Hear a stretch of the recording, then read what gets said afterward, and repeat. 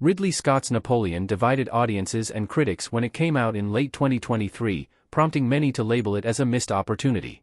This historical epic charted the legendary French emperor's career from the white heat of the French Revolution, through his domination of Europe, and eventually his defeat and exile.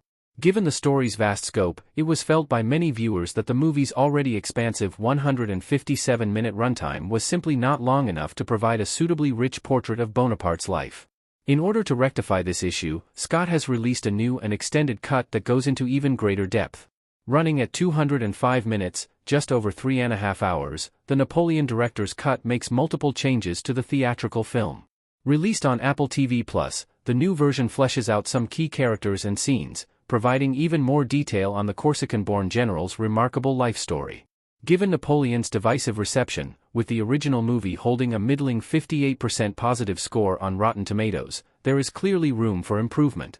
However, for both fans of Ridley Scott and history aficionados, the question of whether this cut is the right approach seems particularly pertinent. Ridley Scott's director's cut does improve Napoleon. The changes make a difference. Although some issues with the film remain, it's clear that the additional 48 minutes of footage have helped improve Napoleon.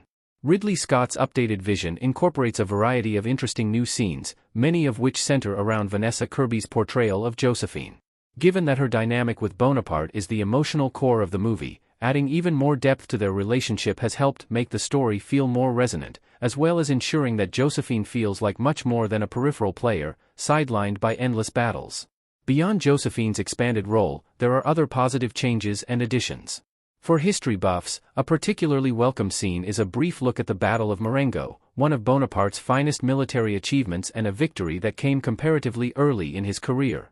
There is also the inclusion of an assassination attempt, highlighting the political peril of Bonaparte's position, as well as a more detailed look at the hardships endured during the Russia campaign.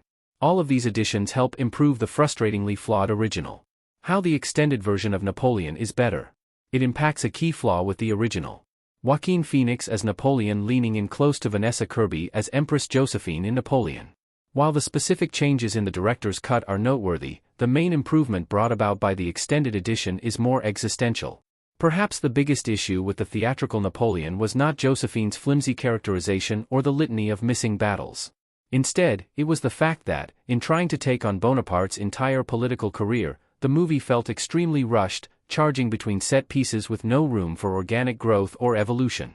In places, it felt less like an exploration of Bonaparte's life and psyche, and more like a glorified Wikipedia page. In extending the runtime and drawing out the story, the Napoleon director's cut has gone some way towards making amends. While some problems persist, as Abel Gant's Napoleon proved in 1927, it is probably impossible to capture Bonaparte's entire life in one film. The story now has a slightly more restrained pace that allows certain scenes and characters to breathe. The result feels far less frenetic, even though there's still an inescapable sense that we aren't getting the full story.